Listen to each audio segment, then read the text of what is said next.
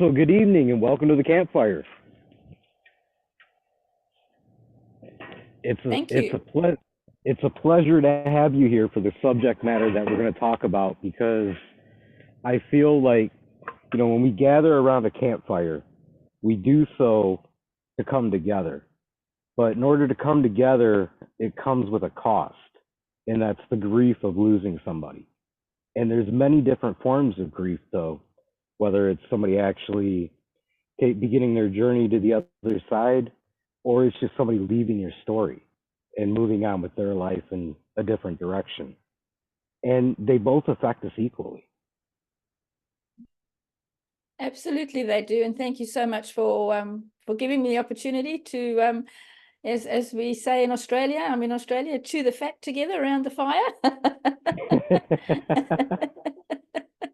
And talk about a very important subject, which is grief, which not many people want to talk about. Society shies away from it. It's like, no, no, no, no, no, no, don't want to talk about that. But it is a very important subject and a very important part of our life because every single one of us on this planet is going to experience loss at some stage, which entails grief.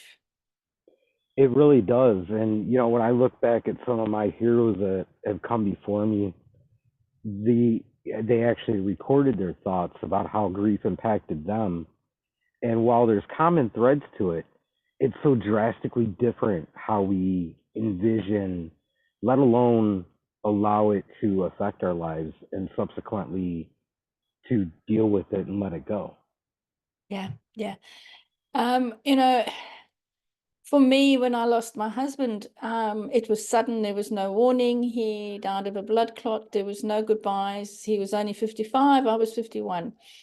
So it came out of left field. It was not expected. We were just getting on with our life. We lived out on acreage. Had a good life. Had a motorbike track out the back for the grandkids. We were just starting our life, and then suddenly he was gone. And I found that not many people want to talk about grief or how you're feeling. It's a case of just move forward, just move on, just get on, just move on. And we never move on in grief. We move forward. And that's a daily thing to move forward. It's a daily decision, which comes down to asking yourself, in order to do so, you got to evaluate where you stand within your mindset, really.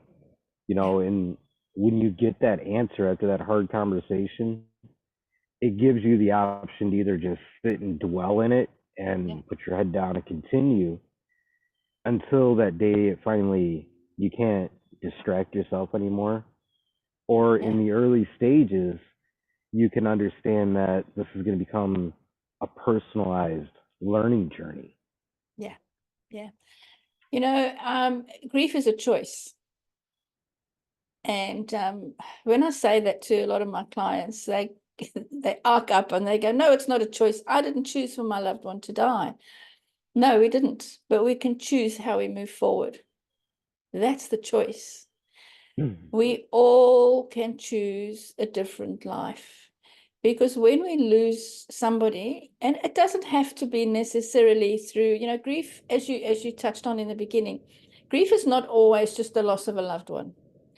You can lose a promotion at work that you've been working so hard towards and you don't get it. That's grief. And in that moment too, you can choose, how am I going to handle this? Do I choose to be bitter and twisted and angry at everybody in the workplace, or am I going to choose to move forward? So regardless of what the grief is or what we've lost, it's a choice. We choose, and we choose every moment of every day to move forward.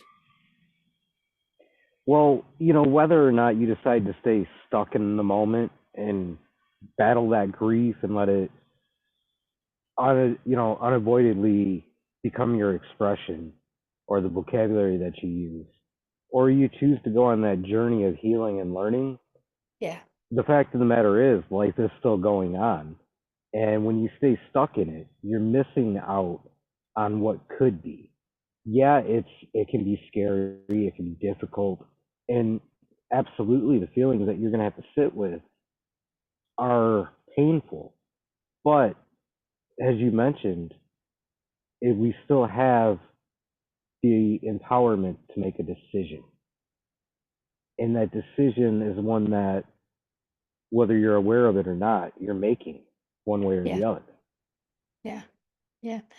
You know, even not to choose is you've made a choice not to choose.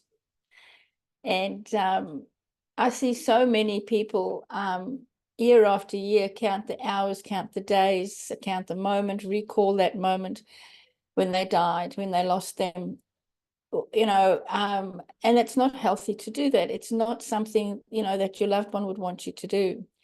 They want to be remembered with love because they loved you. We loved them. So what society does and what people do is they don't talk about it. They just simply don't talk about it. They don't mention it. There's this uncomfortable feeling, and I still get it today. You know, I've been a widow now for 15 years. My husband died in 2009, and I still get people when they hear that I'm a widow, um, say to me, "Oh, I'm so sorry," and they get this puppy dog look in their eyes. Now, that's just, it's like, well, what are you sorry about? Let's celebrate my husband's life. Let's celebrate the love we had together, the fun we had together. There is no sorrow in it anymore, or even in the sorrow of our language is so important in grieving. You know, we if you look at our language around grief, it's sorrow, it's grief, it's death, it's all negative. My mission is to turn that on the head and turn it to love. It's love, it's hope, it's new beginnings. We never forget the person that passed away. We never do. They will always be in our heart. But how are they living in our heart? Are they living in pain, or are they living in joy and love and hope?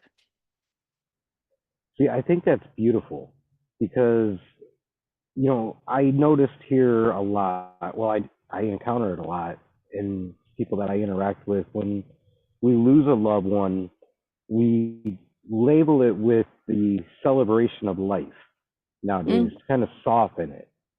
But in reality, we're still mourning and we're still stuck in all the negative that we are able to process because because we find ourselves so caught up in that comfort within the story of suffering yeah, that each of us, loves to get caught up in.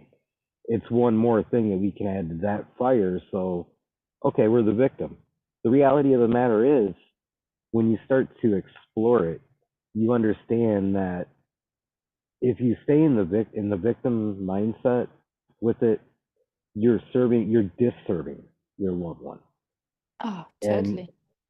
when you move and transition into, I had this chapter with this person, they touched my life, and now, even though I can't physically see them, they live in my heart. Yeah, Their memory is there. That's why we have this whole spiritual concept around the transition and the fact that there's a life after the one that we experience and know here, is to begin that new story, that new yeah, chapter that allows for the celebration. yeah, yeah. I always say that we start a whole new book, not just a new chapter, because that book that we wrote together with our loved one has closed. We can't open it again. We can't bring them back. So we have to start writing our new book, chapter by chapter. So what is going to be the first chapter in your book? And so many, let's take the consequences of not moving forward, of staying in grief, for example. And I've seen it over. You can imagine how many people I've helped move forward in grief. In a mother's situation, let's say a mother loses a child. What are the consequences of her never healing? What are the consequences of her staying in her grief? What are the consequences of her staying bitter and twisted? That whole family falls apart because the mother is the beacon of the family. We as women hold our families together. We are the matriarch of our family, whether we like it or not. Yes, we have our husbands to support us or our partners to support us, but we also have other children. And in that dynamic, everybody's grieving in their own way. So for a And mother, for a mother to try and be strong and be there for everybody else, oh my goodness, you're grieving, oh, I'll be there. And that's natural.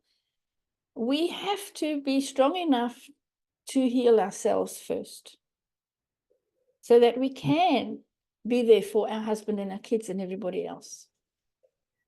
and I think actually you just touched on one of the most important aspects because it's something that we all find ourselves in when that sudden loss happens.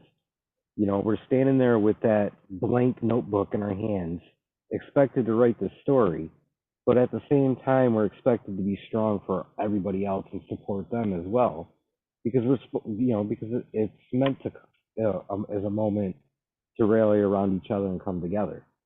But the biggest hang up is the fact that that notebook is empty. There's really technically no ink in the pen to write new words. So where do you pull all those words from is where I feel like you get caught up in that like lost sort of feeling. Yeah, totally. We get caught up in that one moment in time when we lost our loved one. And somehow that becomes the focus of our future. We have to change our focus. We have to go, well, that was a moment in time. But before that time, what was our life together like? Did we love each other? Yes, we did. Did we have fun? Yes, we did.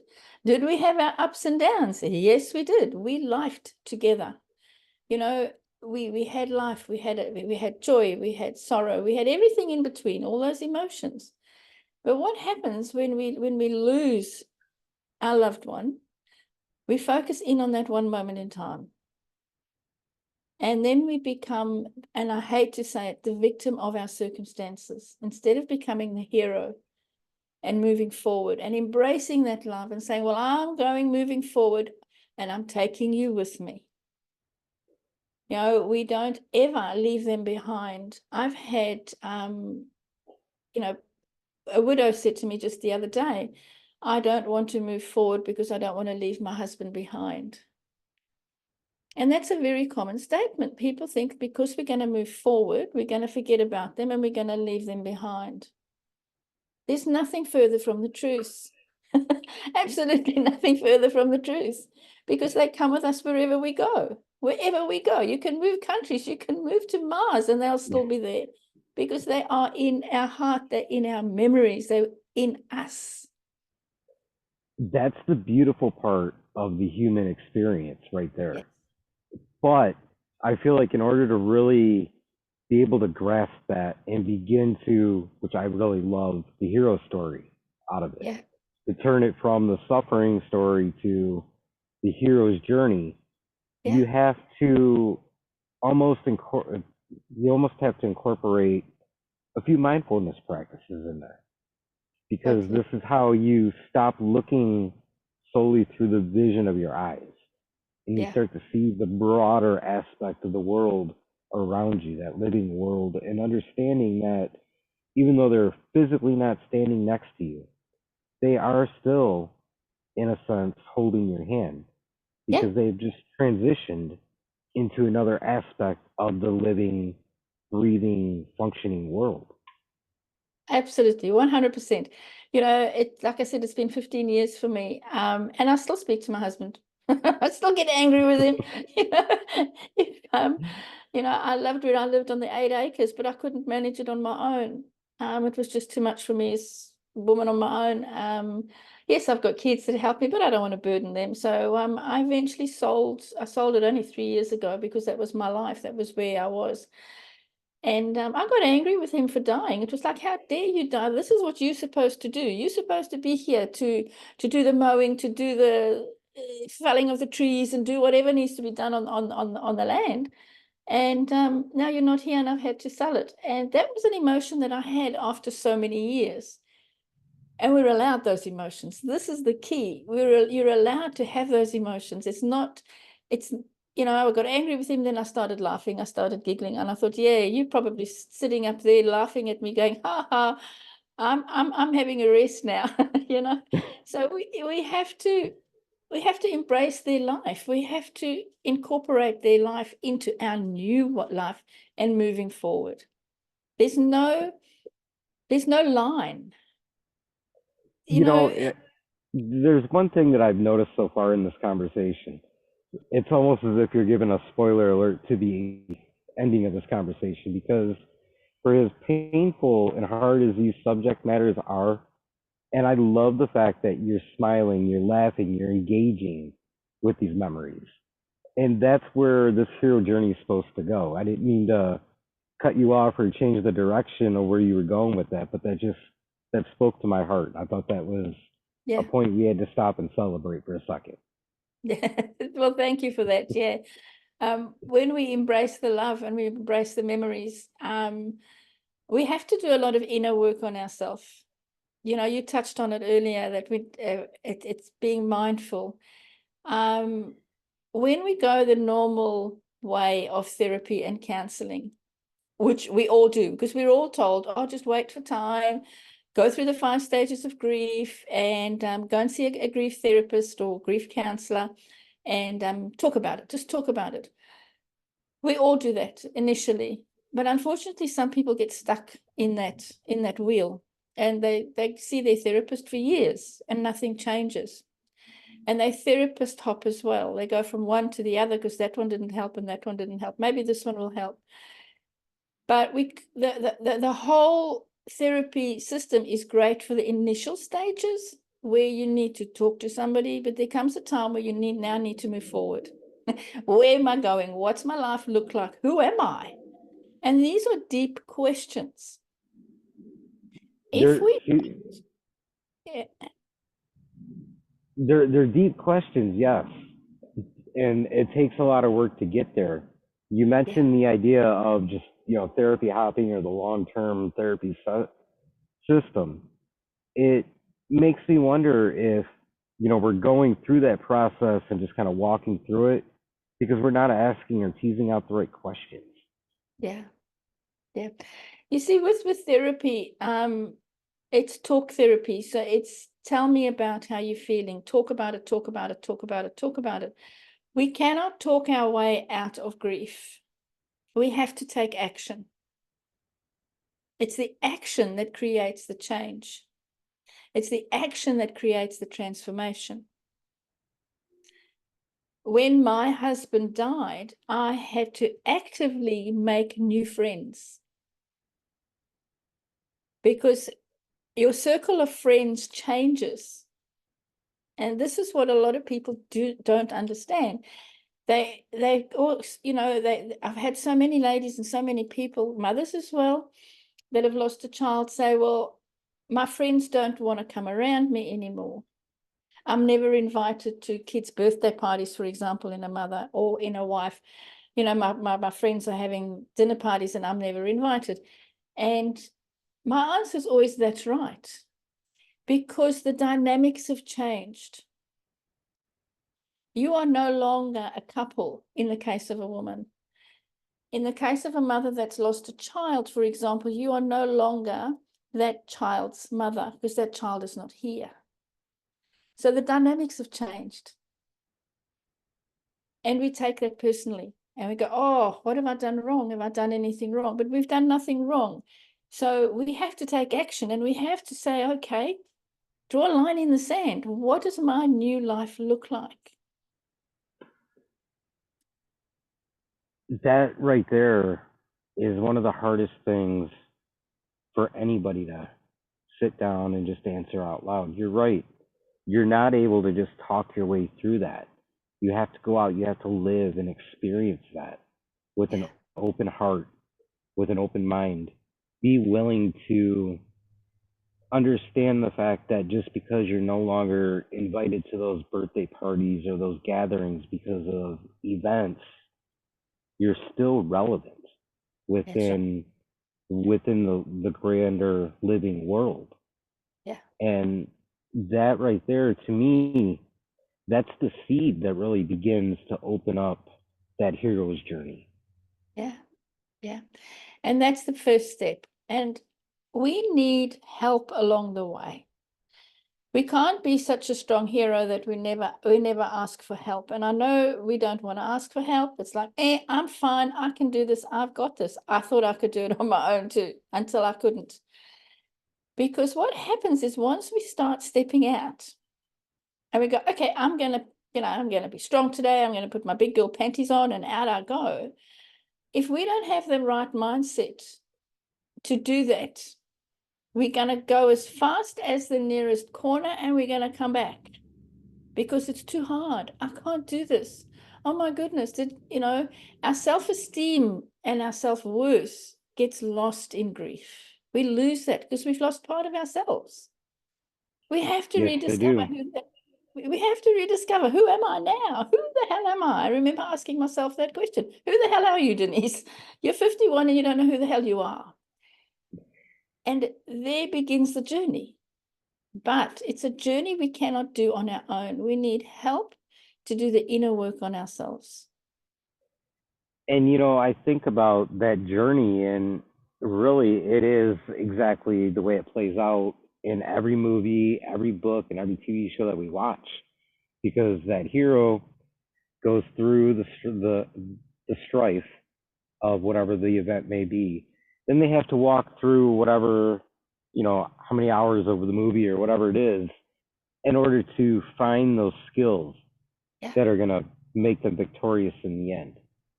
yeah, And you can see the suffering or the inner struggle with it.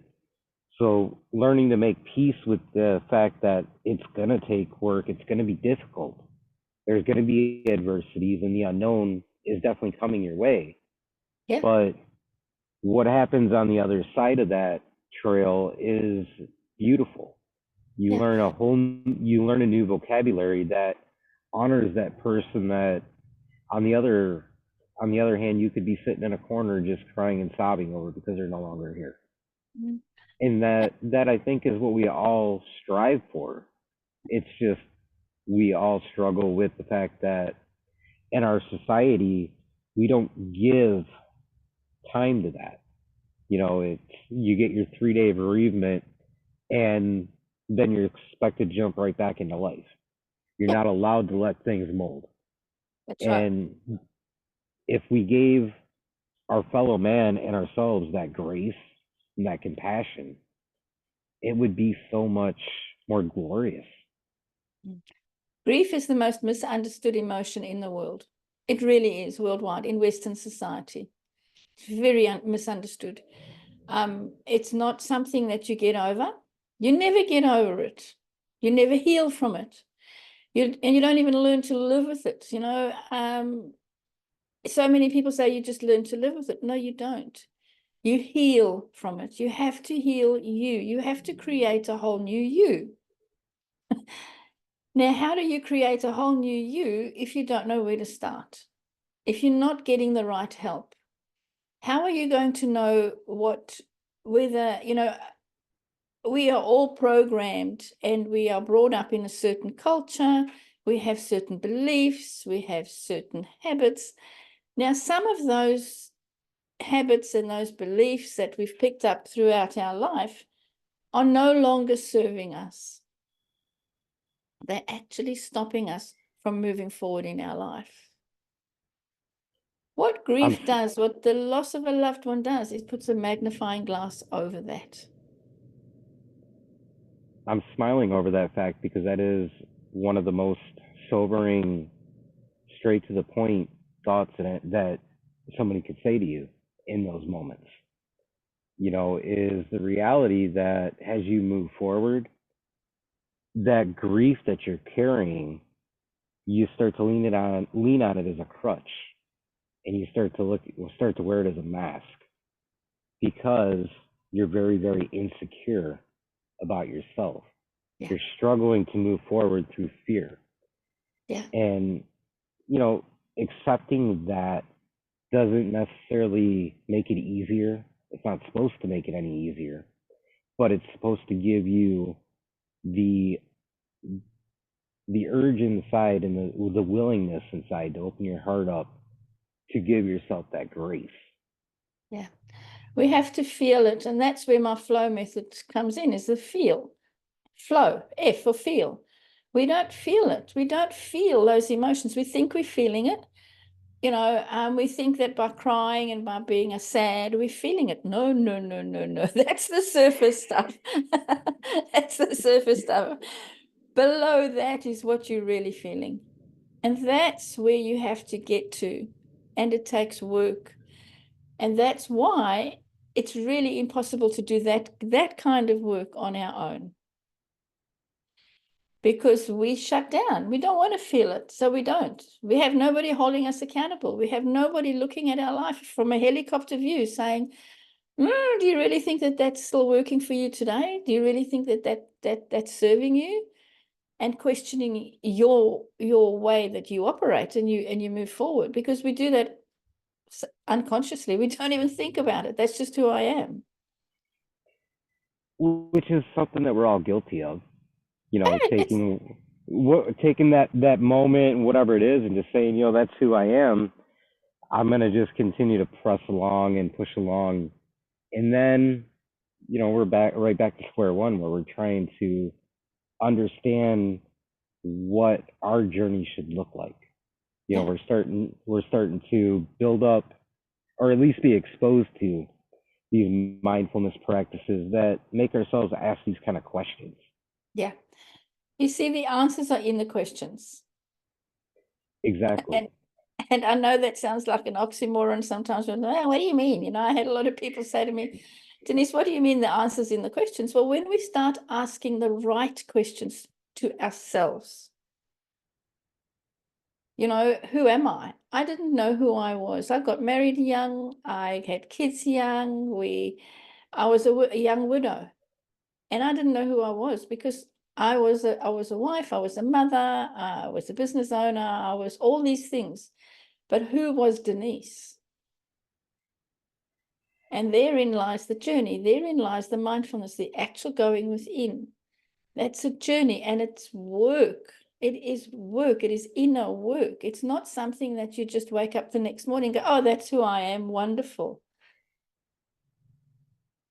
Yeah, I recently wrote a piece about that within context of my own life. Is going through and just drifting, and all these things are adding up. And then finally hitting a point where I had to stand up, Yeah. and I had to walk that extremely difficult road to ask myself who I was, Yeah. what the future was going to look like. Yeah. And from there, that's where, that part of the hero journey where you're discovering yourself and you're building up these skills to meet whatever the ending may be, begin to mold themselves. Yeah. And when you start that journey, yes, it's difficult, it's scary, but you get to a point where it becomes fun. It becomes an adventure. Yeah. And as that adventure evolves, those fears start to die down. So, to look at it from the very beginning point of that journey, lending understanding to the fact that sometimes you just don't need to know what's coming your way. You're going to have the skill set within in order to overcome the obstacles, is probably one of those really important coals that spark the fire altogether. Yeah. You see, human nature is, and especially, and I'm talking from the lens of grief, but not just grief, in life in general, is that we want to know the end result. If I do this, what is my end result going to be? There's got to be an end result. Now, we've been taught that because we've been programmed and taught at school, and it's habits of start this, do that, and there's a system, there's a way of getting there. But life throws us curveballs. One of them happens to be the loss of a loved one, the loss of a job, the loss. It's a curveball. We don't get up in the morning and go, well, today I want to experience loss. Doesn't happen. But when that does happen, we don't know how to handle it, because we want to know what the end result is going to be. And there is Yes. no end result. We cannot know how this ends. All we can do is start learning who we are, taking every day as a gift and taking every day as it comes. Because You the know, end result will sort itself out. I think about exactly what you just said about how we don't need to know. We don't, we got to keep going. And I think about the story of the woman that lives on the moon. She was a very, very wise and powerful healer within her tribe. And one day somebody came to her with a question that she didn't know how to answer. So she prayed and prayed and prayed for what is the meaning of life? Where are we coming from? Where are we going? And she never heard back, but she continued to pray and continued to press about it. One day she heard a voice in her heart that, yes, you can handle that answer, that solution to your question. However, you can't share it with anybody. And you need to prove to me that you're ready to accept the answer. So she ended up moving to the moon to isolate herself, and she's still there now, waiting for the answer, obviously. But it gives voice and meaning to the fact that it's not about the destination. No. It's about the journey, the experience, and ultimately the fact that even though it's inevitable that we're going to have to come across grief in one way or another, we shouldn't hold back from experiencing the opportunity that's given to us, loving Embrace. life and the people that are put in place on our path to the fullest of our ability, letting go of the fear of the unknown and understanding that those are all things that are going to make our journey so much more beautiful. Embrace it. Embrace the grief. Exactly. Embrace the pain. Embrace the loss. Because so many people say, "Oh, you grieve because you love." And I disagree with that. We grieve because we're human. We grieve, That's um, that's exactly it. you know, there's so many memes, and I always discourage and say to people, stop reading the grief memes, because they keep you stuck. Because you read it and you go, "Oh yeah, that's me. Yeah, yeah, oh yeah," and then you share it, and somebody else shares it. But all it's doing is keeping everybody stuck in that mindset, because none of the grief memes are positive memes about moving forward. They're all about the loss. They're all about that one moment in time. And this is what we need to release. We need to let go of that one moment in time. Yes, it happened. We're not, when I lost my husband, it was my darkest moment in my life. But I can't stay there. I have to move forward. I have to still live. And this is with everybody. We have to still live. We have other people that love us. We love other people. We can't just love. I had one lady say to me, "Denise, how do I move forward into another relationship?" And I said, "Very easily. You learn to love again. You open up your heart." And she said, "Oh, I don't think I can do that. I feel as though I only had one love, and that was my husband. I'll never find another man like him." And my question to her was, "How many children do you have?" And she had two or three. And I said, "So when you had your first child, you didn't want a second one because you couldn't love the second one the way you loved the first one?" And she said, "No." I said, "So are all three of your children different?" She said, "Of course they are." I said, "So do you think another man would be different to your husband?" And she went, "Oh my goodness, I'd never thought of it that way." So people stay stuck in that because I'll never find another one like that, or I'll never have another child like that. But we move forward because everybody's different. Every situation's different. We just need to be open to it. And that brings, a really, really beautiful roundabout way to what I think and feel that I've actually learned from grieving different experiences. is that through grief, you learn how to celebrate, you learn how to enjoy and value the time that you do have for your journey. Yeah, yeah. You know, my life is completely different. I am completely different. Um, you know, if my husband had to come back down some miraculous way, he suddenly moved back in, he wouldn't want to live with me anymore because I'm not that woman I was 15 years ago.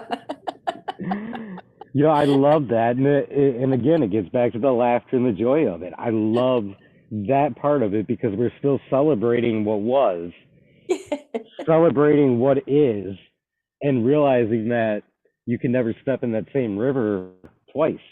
Nothing's No, going to be identical, whether they're no, here or not. The fact of the yeah, matter is, everything's changing, yeah, and yeah, that's beautiful. yeah, yeah. And this is what you see when we're in grief and when we're grieving and when we're sad and when we're in that moment, we see our life and our future as we are right there in that pain. What I help my clients do is to pull them out of that pain and to start seeing their life from a different ledge. You know, as you climb up, so you see it a little bit better and you see clearer and you see clearer. Oh my goodness, this is what I can achieve. But when we are judging our life from where we are today, we can see no future. Then Which what we we're do is we go and see a therapist because oh, I've got to see a future. So then the therapist says, talk about it. Tell me how you're feeling. So you're just talking about it. So you're still not seeing, you're still not taking the action. You're not taking that step. You bring up a very valid point too, because a lot of the time through these journeys, we look for somebody else to give us the answers. Yeah. It's almost like, here, I'll fork over $100 if you can tell me what it's going to be, and then you go through the process and you walk out and you go, I'm really no further along with any better answers than I had before I walked in, and you Yeah. get mad about it, Yeah. and you don't appreciate the fact that it's about the open-endedness of it, Mhm. because you're then able to turn around, journal, meditate, whatever your tool of self-reflection may be, and discover that the $100 that you just paid out for an answer was always within your own heart anyway. Yeah. You see, we live in a world of fix me, Yes. make me feel better. Now, nobody can make us feel better. We have to do that ourselves. Spoiler alert. Nobody's coming in to make you feel better. We have to do that ourselves. And that goes with finding a new relationship, finding a new job. Very often in a divorce or in a death situation is how many people jump into new relationships straight away. Oh, I found this amazing person. Oh my God, I'm going to be happy forever. And then that amazing person turns out to be, yeah, no, that didn't work out. you know, it's ironic, the parallels between every other aspect of life, because you think about divorce and how many people, before the ink is even dry on the divorce papers, are in a new relationship saying just that. I'm Yeah, excited. This is the one fix all, and it turns out to not be. yeah, And then when you take the time to actually work through and make peace with yourself and the things that you've lost, then you meet somebody that, you know, correlates with you, and you build that new relationship. It's so much more beautiful and so much more refreshing and fulfilling. And that's one thing that I can, through my own personal journey over the past 2 years, I can really relate to this context. Is I went through that divorce and all the grief of that person not being there, and instead of doing what we were just talking about and finding the filler, actually taking the time to understand and make friends with grief before allowing somebody else into my life. And as we've just celebrated our first year anniversary, it's been a beautiful voyage. It's been more of a celebrative Yeah, experience. yeah, yeah. You see, we can't take our brokenness into a new relationship and hope I, that somebody else will fix us, because the other person is probably thinking the same about you. So you've got two broken people in this relationship. That just doesn't work. it's one of the most difficult and best recipes for toxicity, really. When you don't Yeah, take the time to tend to yourself before venturing out, yeah, it's a recipe for disaster. yeah. One of my clients, beautiful lady, her husband was killed in a motorcycle accident just 3 miles from home. And they never had children or anything. And her main healing wish, put it that way, was that she would find a new partner, because her husband and her had always made a pact between the two of them that last man standing goes on living and loving. So they had had the talk. If something happens, this is what we're going to do. This is how I want you to move forward, which is an important talk. Have the talk. Always have the talk. So when her husband was killed, we started working together. She started doing the inner work. She started finding out who she was. She started rediscovering herself. She started reimagining her new life. And as fate would have it, she met another man in her life. They fell in love. He had lost his wife as well. So he was a widower. She was a widow. But her first words to me were in panic, because she called me and she said, I've met this amazing man, but I don't want to lose myself. I remember fighting that battle at the very beginning of this relationship Yeah. because you put in all that work to stand on your own feet and redefine who you are, that it becomes an outright battle to then learn how to adapt and Yeah. learn how to cooperate and ultimately build a new camp with someone different. Yeah. To build that, as you say, build a new camp, to have new campfires as we're sitting around a fire tonight. You know, to have those conversations around the fire, talk about, be open, but we can only do that. We can only do that when we are healed ourselves. Yes.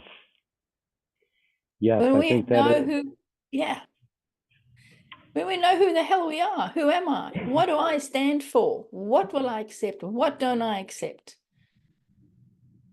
I Because, think those are some of the most important points that can be made in a conversation like this yeah, is that healing process. You've got to know that it's okay for you to write the next chapter. You don't have to look elsewhere for it.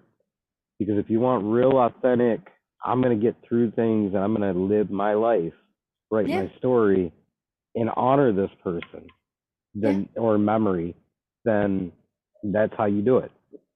yeah, that's right. That's right. You know, I've had a couple of relationships, obviously, in the time. None of them worked out because, yeah, I just wouldn't accept their rubbish. I wouldn't accept what they were trying to, get me to do, and as far as changing me, because I know who I am. I know what I want in my next relationship. And so many people say, oh, you're being too picky, Denise. You've got to just, and my answer is, I will never settle for. I'm happy in Yes. my own space. And I'm sure as you are, you're celebrating your first anniversary and celebrating it together because you're both happy in your own spaces. And that's been the key, Yeah. is we both know ourselves and we both know where the boundaries are.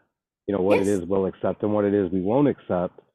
And then on the same term, because we're actually taking hold of our journey and who we are, and as well as owned up to it and everything else, we've learned how to mature enough to bring those things together, Yeah. where there's no real conflict about you'll accept this or I'll accept that. Yeah. It's just a natural flow. Yeah. It's being emotionally mature. Yes. And this is the key. We are taught to be clever in maths, in science, in biology, all the beautiful, boring subjects we learn at school. And we are judged by our intelligence. What's more important is our emotional intelligence, because that's life. How emotionally mature are you? How emotionally mature are you going to be? And it's not something you're born with. We're not born that way. It's something we learn. It's a gift we give to ourselves. It definitely is. I feel like that's like a whole nother conversation that we Yeah. could just walk miles down that trail because Yes. they do correlate. And I think, to really put a beautiful spin on this conversation is the art of living with grief after you've lost someone is just that, discovering that emotional intelligence, Yeah. Yeah. allowing yourself to open your heart and be vulnerable. Mm. And then from there, it really builds up this drumbeat, if you will, of celebration that honors that person because they're still living in your heart and there's room Absolutely. for them to be there. Absolutely. Always. There's always time to celebrate. There's always time. I go and sit outside by the pool sometimes, and I have a glass of wine, and I sit there, and I'm just so grateful. I'm just so grateful for the life that I live, and gratitude. Be grateful for where you are right now. Be grateful for what you've achieved. Look at what we've achieved. When we only have two emotions, and that's fear or love. Now, when we lose somebody, we come from fear of the future, fear of moving forward, fear of what's going to happen, fear of forgetting about them. It's all fear, fear, fear. But when we actually click over to love, what would love do now? That became my mantra when I started going down the fear road. What would love do now? Denise, what would love do now? I think that is really a great saying that we can repeat to ourselves over and over again when we're reflecting Yeah. about what is love. What motivating factor would that person tell us if they had the ability to speak, and that Yeah. is to live. Yeah. Yeah. Because they still love you, and love is an energy. You see, it's all energy, and the energy doesn't disappear. It just doesn't go. It goes nowhere. It just changes. And Right. to embrace life, to be happy. And look, I'm not a Pollyanna by any means. I have my bad days. I have my days where I just want to stay in bed because I've had enough of this world. Stop it. But I don't And I unpack think it. it's okay to admit things like that Yes, because we all yes. have them. Yeah, we're all human. We're all human. So, but the key is to not unpack and live there. The key is to embrace that emotion, to feel it. Okay. Oh my God, I'm having this day today. It's okay. I'm having this moment. It's okay.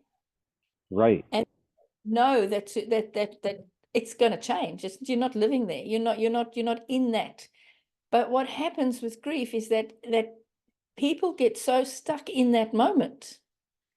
That moment becomes their life. It becomes their identity.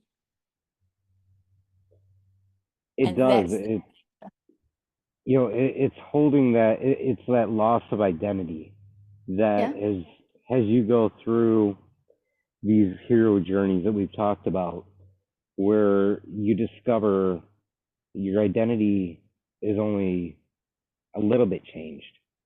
yeah, It's not lost. You still hold on to every bit of it because they don't take your memories with them. yeah, They live within inside of what you carry. yeah, yeah. This So has been a because, very oh go ahead. I was just going to say very quickly, so because we lose that identity, we hang on to the new identity, which is based in victimhood. Yes. I'm a widow. No, you're not. You lost your husband died. You're not a widow. I lost my, you're a woman, you're a person, or a widower, you're a man, you lost your wife, you lost your partner, yes, and life goes on. That's not who you are. And that comes back down to that very important question. Well, then who am I? It does, and it also opens up the opportunity for you to let go of that shame or that fear of letting go of them, Yeah, because it just makes it more understanding yeah. of You've got it. realizing that life goes on, so therefore I must go on, Yeah, but I can bring them with me. yeah. They come with you. They come with you wherever you go. Trust me. Trust me. Exactly. It removes that victimhood really, really quick when you think about it from that perspective, and Yeah, that's what's beautiful about it, and that's the note that I would love to cut this conversation and leave everybody with, is the fact that victimhood is not reality. It's right. within the vocabulary of that story of suffering that we're so programmed to tell ourselves. When we learn to accept, I'm not a victim, I didn't lose anything out of this, Yeah, you open up the celebration. yeah. So Absolutely. this has been, I think, one of the most beautiful conversations I've had the pleasure of sharing on my podcast. So thank you very much. Thank you. Thank you for having me on and like giving me the opportunity to share the positive side of grief, not the sad, lonely, isolated side that everybody sees, but the positive side. And before I let you go, you have to go ahead and do the self promotion thing. Let everybody know where they can reach you, how they can work with you, all that good stuff. Yeah, yeah. So the easiest, quickest way is to hop onto my website, which is the of all the W's, of course, flowgriefacademy.com. That's where there's a training that you can watch. There's links to my flow program if you want to find out more about that. There's links to book a call with me, which is a free call. So, where we have a chat to see where you are in your grief journey, where you want to go, and whether I can help you or not, and whether you're ready or not. So that's all on my website. So the best place is my website, which is flowgriefacademy.com. All right. I would love to connect down the line somewhere and have the other conversation we almost started, but until then, I don't necessarily believe in goodbye because I think it sounds too final. So at some point, whether it's here or in our next lives, we'll meet again. Thank Absolutely. you. Again. Till we meet again. See ya.